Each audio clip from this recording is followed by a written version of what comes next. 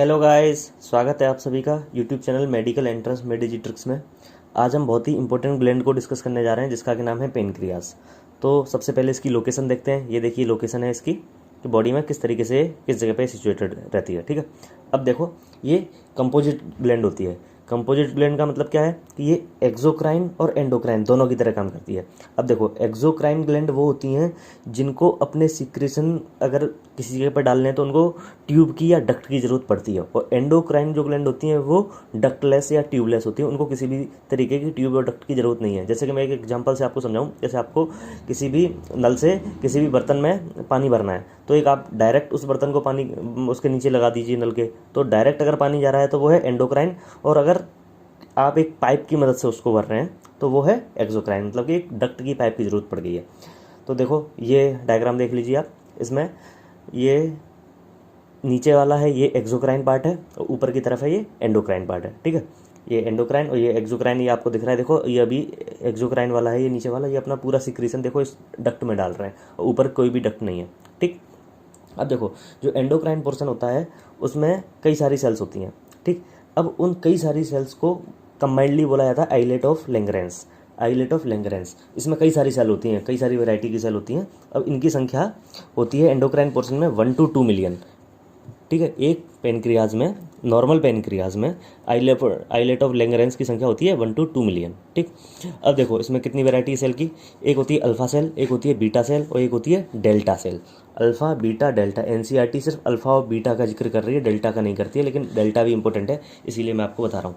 कौन कौन सी होती है? अल्फा सेल होती है, बीटा होती है, डेल्टा होती है। अल्फा से निकलता है ग्लूकागॉन, बीटा से निकलता है इंसुलिन और डेल्टा से निकलता है सोमेटोस्टेटिन। अब देखो ये वर्ड आपने पहले भी सुना है, सोमेटोस्टेटिन। जब मैंने आपको हाइपोथैलेमस बताया था तब मैंने आपको वहाँ दो तरीके के हार्मोन बताए थे। एक बताया था मैंने आपको जो रिलीजिंग होते हैं जो कि पिट्यूटरी के हार्मोन को बढ़ाते हैं जाके, और एक होते हैं इनिबिटरी जो कि डिक्रीज करते हैं। तो मैंने डिक्रीज के एग्जांपल में आपको बताया था सोमेटोस्टेटिन, जो कि मैंने वहाँ बताया था ये ग्रोथ हार्मोन का लेवल को कम करता है, उनके सिक्रेशन को कम कराता है पिट्यूटरी से।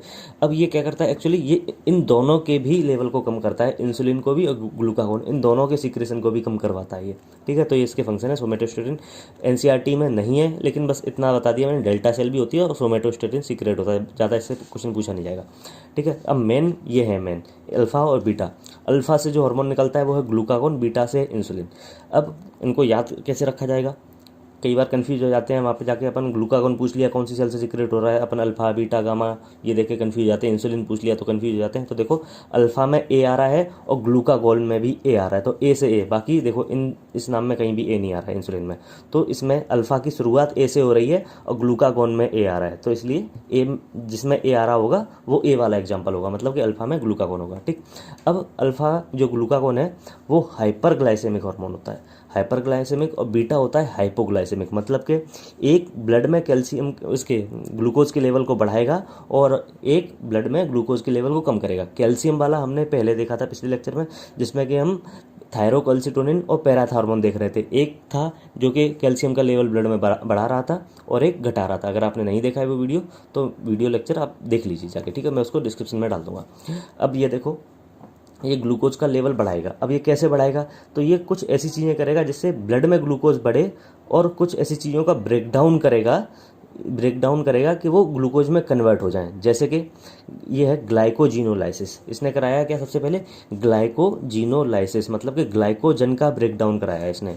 मैंने कल ही आपको बताया था कि ये आपको इस तरीके से याद करने होते हैं बायो में वर्ड कि वो आपको डिवाइड करके उनका मतलब समझ आ जाए। ग्लाइकोजन मतलब कि ग्लाइकोजन का लाइसिस हो रहा है, that is breakdown of glycogen, और ग्लाइकोजन का ब्रेकडाउन होगा तो ग्लूकोज का लेवल बढ़ेगा। और दूसरा क्या है? ग्लूकोनियोजेनेसिस। ये वर्ड मैंने लास्ट लेक्चर में भी समझाया था आपको, जब मैंने ग्लूकोकॉर्टिकॉइड के फंक्शन समझाए थे तब मैंने बताया था आपको कि ग्लूकोजेनेसिस मतलब कि ग्लूकोज का फॉर्मेशन, और बीच में ये नियो आया है। नियो का मतलब है फ्रॉम नॉन कार्बोहाइड्रेट सोर्स। ठीक है, ये जो सिंथेसिस कराएगा ये नॉन कार्बोहाइड्रेट सोर्स से होगा। अब देखिए इस तरीके से भी जब ग्लाइकोजन का ग्लूकोज में कन्वर्ट कर रहा है ये, तब भी ग्लूकोज का लेवल बढ़ा रहा है, और इस तरीके से भी ग्लूकोज का लेवल बढ़ा रहा है। तो इसने क्या किया? ग्लूकोज का लेवल बढ़ाया, दैट इज ये हाइपरग्लाइसेमिक हार्मोन है।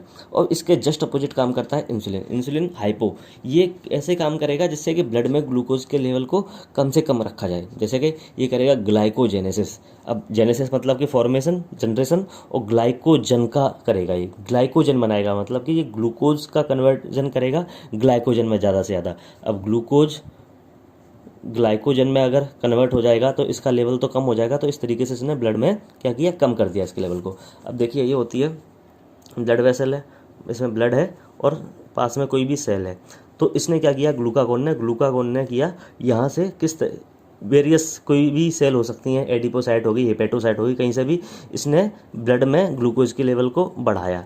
लेकिन इंसुलिन आया, इसने क्या किया, यहाँ से लेके जो भी ग्लूकोज है ब्लड में उसको ले जाएगा, हेपेटोसाइट पे ले जाएगा, एडिपोसाइट पे ले जाएगा, वहाँ डिपॉजिट कराएगा, लेकिन ये ब्लड में लेवल को कम रखेगा, तो इसीलिए ये हाइपोग्लाइसेमिक हार्मोन है। ठीक है, तो ये हो गई हाइपोग्लाइसेमिक और हाइपरग्लाइसेमिक।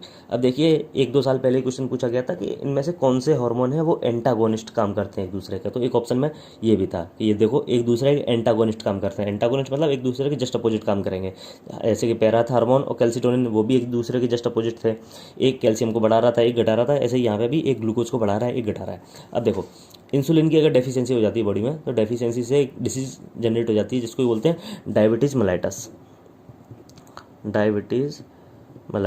अब देखो यहाँ कन्फ्यूज होने वाली चीज़ आ जाती है, यहाँ पे बच्चे डायबिटीज़ मेलाइटस और डायबिटीज़ इंसिपिडस में कन्फ्यूज होते हैं। इंसिपिडस मैंने जब आपको पिट्यूटरी ग्लैंड बताई थी तब मैंने आपको बताया था वेसोप्रेसिन या anti diuretic hormone, ADH hormone, जब उसकी डेफिशिएंसी हो जाती है तो क्या होता है, वाटर का लॉस ज़्यादा होने लगता है बॉडी में से।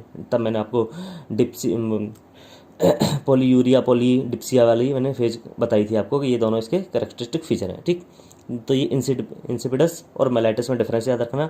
मेलाइटस होता है इंसुलिन की डेफिशिएंसी से और इंसिपिडस होता है वेसोप्रेसिन की डेफिशिएंसी से। ठीक है, डायबिटीज़ मेलाइटस में क्या होगा, इंसुलिन की कमी होगी, तो इंसुलिन का क्या काम था, क्या ये क्या कर रहा था, ब्लड में ग्लूकोज के लेवल को कम कर रहा था। अब मतलब ये क्या होगा, ये ग्लूकोज के लेवल को कम ही नहीं कर पाएगा, ग्लूकोज का जो लेवल बढ़ता था कभी कभी तो इंसुलिन सीक्रेट होकर उसको कम कर देता था, लेकिन अब वो नहीं कर पाएगा कम, मतलब कि ब्लड में ग्लूकोज का लेवल बढ़ा रहेगा, तो हाई ब्लड ग्लूकोज कंडीशन को बोला जाता है डायबिटीज़ मेलाइटस। अब इसके भी एक्चुअली क्या 2 पार्ट होते हैं, एक होता है डायबिटीज़ मेलाइटस टाइप 1 और एक होता है डायबिटीज़ मेलाइटस टाइप 2। अब इन दोनों को भी ज़रा देख लेते हैं, कभी क्वेश्चन पूछा जा सकता है, एनसीईआरटी में तो नहीं दिया है लेकिन फिर भी कभी चांसेस हैं कि पूछा जा सकता है। अब 1 में क्या होता है कि इसमें इंसुलिन की ही कमी हो जाती है।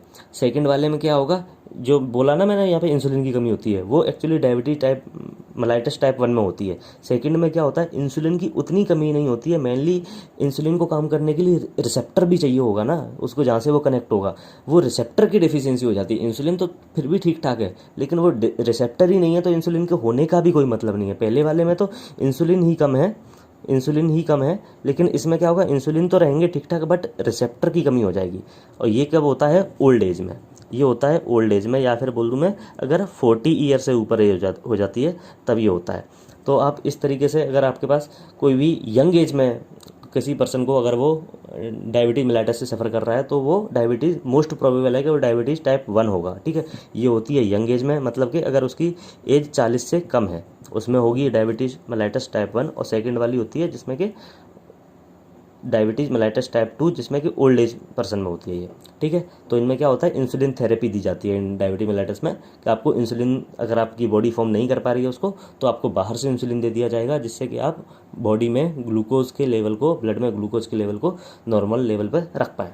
ठीक है, तो ये जिस भी कुछ क्वेश्चन पे या पुराने क्वेश्चन सॉल्व करें जिसमें भी आपको डाउट हो या टॉपिक कोई भी नहीं समझ में आए तो आप मुझे कमेंट में बता दें, मैं पूरी कोशिश करूँगा जैसे ही मैं फ्री होऊंगा तो मैं आपके उन सभी क्वेरी का मैं आंसर दे पाऊँ।